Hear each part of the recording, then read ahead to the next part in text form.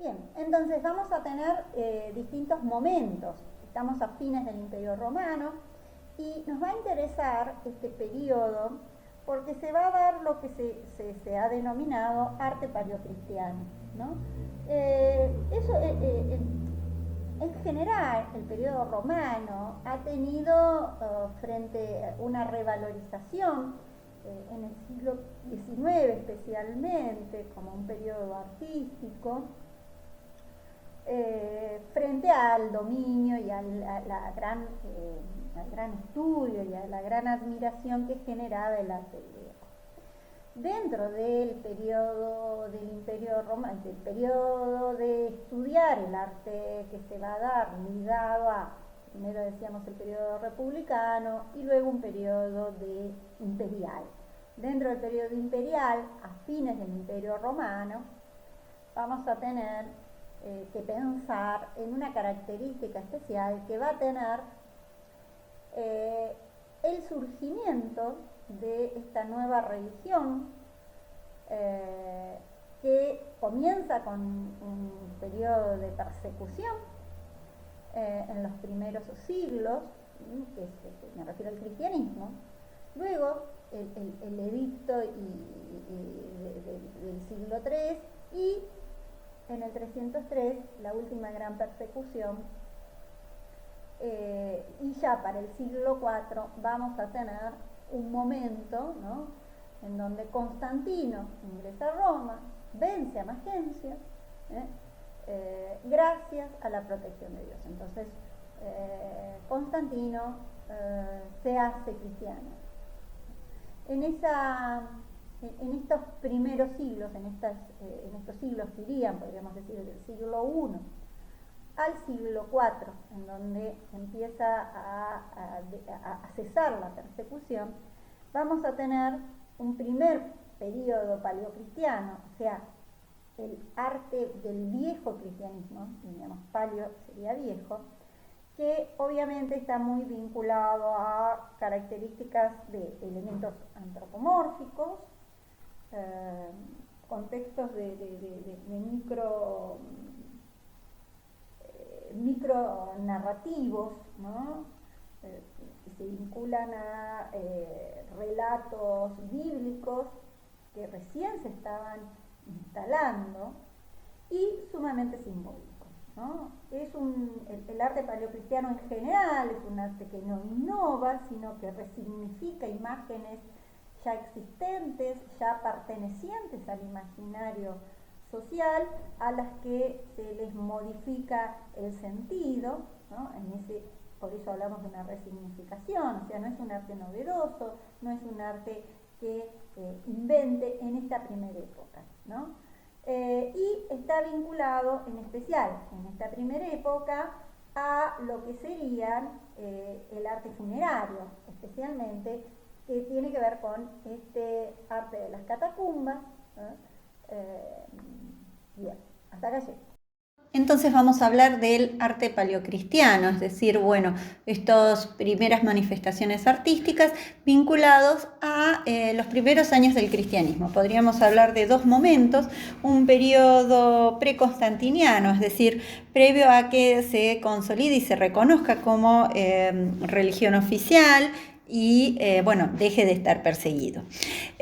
Manifestaciones más antiguas de espacios en donde se celebraba lo que hoy sería una misa, eran, bueno, lo que en Dura-Europos del siglo III, bueno, las ruinas han quedado, hoy son tierras en poder del Islam, pero de allí se conserva parte del baptisterio y eran viviendas particulares en donde se destinaban espacios para uso religioso. Se observa la zona de baptisterio dentro de la zona y ahí tienen una representación de una planta. Una característica que vamos a observar, una de las manifestaciones del arte paleocristiano, se va a concentrar en estas zonas que se han encontrado en el subsuelo de Roma, que hoy es parte del Vaticano, es decir, son propiedad del país y las administra el Instituto del arqueológico dependiente del país del Vaticano. Las catacumbas empiezan a investigarse, recuperan, vuelven a la luz a partir del siglo XVI especialmente, pero podríamos decir que hacia el siglo II hasta el siglo IX van a ser primeramente espacios de enterramiento.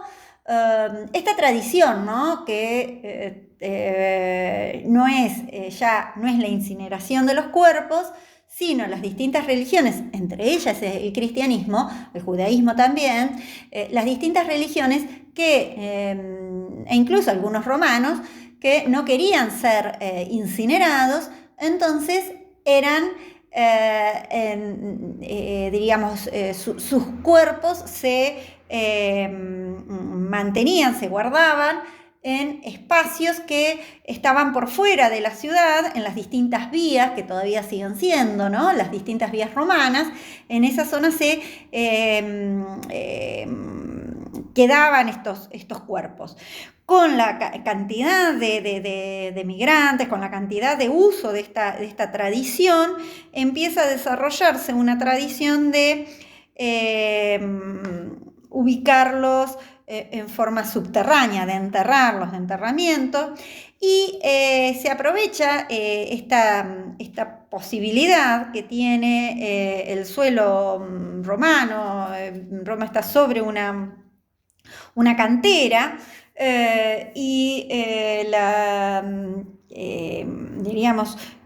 esta cantera queda abierta y quedan corredores, entonces se empieza a aprovechar estos corredores para uso funerario.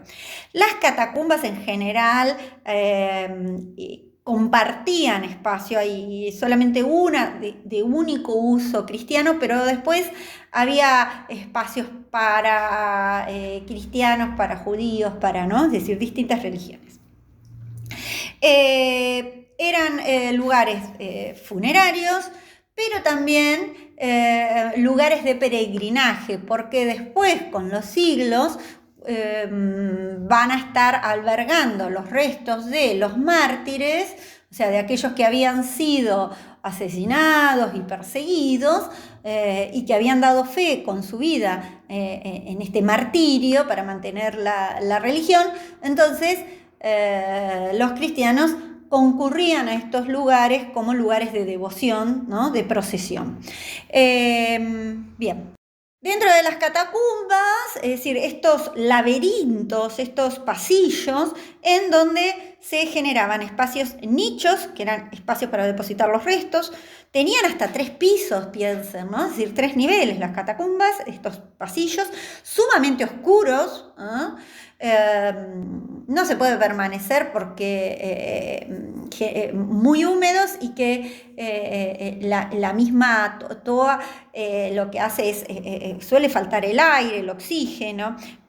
Había pequeñas ranuritas que eran las que se habilitaban para que permitieran la entrada de oxígeno. Imagínense el olor, la oscuridad, eran como lugares bastante tétricos, ¿no?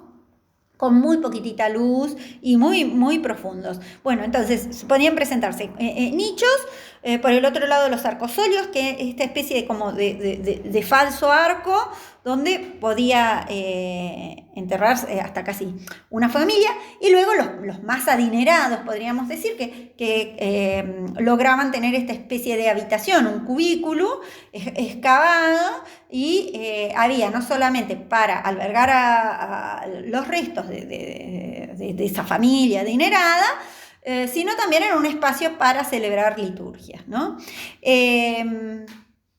A nivel iconográfico, decíamos que el cristianismo va a tomar prestado, por un lado, elementos e imágenes de otras religiones o del mundo de la imaginería que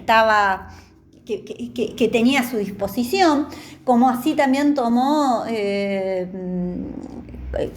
composiciones y modos de comprender vinculados a textos filosóficos, pero Otro elemento que va a dominar en la iconografía que se encuentra de tintes funerarios, con fines funerarios, es lo simbólico, ¿no? Es decir, objetos, representaciones de imágenes totalmente convencionales, ¿no? Es decir, que no hay ninguna vinculación con el referente de continuidad.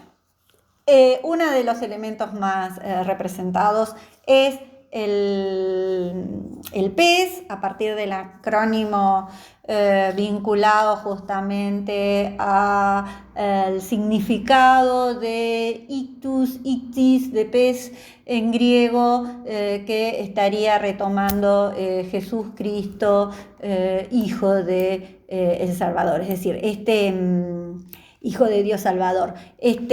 Las primeras letras de este lema, diríamos, Jesús Cristo, Hijo de Salvador, son las letras que conforman la palabra en griego de pez. Por el otro lado, bueno, hay varias referencias a los peces en los textos del Antiguo Testamento y del Nuevo Testamento. Una representación en la catacumba de San Calixto, peces y panes, que se refiere tanto a la multiplicación de peces y panes como también al banquete eucarístico. Luego la representación del pavo real, que se vincula también a la resurrección, a la inmortalidad. Las plumas, cada vez que vuelven a crecer, son más bellas en el caso del pavo real. Y otro elemento también muy simbólico, hay cantidad, que es el elemento del ancla, ¿no? De nuevo, también vinculada a esta idea de la resurrección. El ancla vinculada, se le observa mucho incluso en las termas de Diocleciano también aparece, ¿no? Este símbolo de la esperanza, ¿no? La esperanza como un ancla del alma. La esperanza ¿en qué? En la resurrección, ¿no? Es decir, que se fija esa esperanza como ancla, ¿no? Por eso Y luego una representación de un caballero que está trabajando, un trabajador en la catacumba, haciendo las catacumbas, que van a tener debajo de los diáconos, o sea, un lugar reconocido dentro de la iglesia, eran los fosores, que tenían una dignidad eclesiástica, ¿no? Era el trabajador que hacía la catacumba. Esto está vinculado a un tipo de imagen que retoma lo que hemos visto y lo que ustedes han estado trabajando de las imágenes paleocristianas, de las imágenes pompeyanas. Son imágenes muy, en este caso, simbólicas, muy simples. ¿Y por qué digo que son simbólicas? Porque fíjense que no aparece ningún contexto, ninguna narración, a diferencia de la imagen del fosor, en donde con 2 o 3 elementos cuenta toda una historia.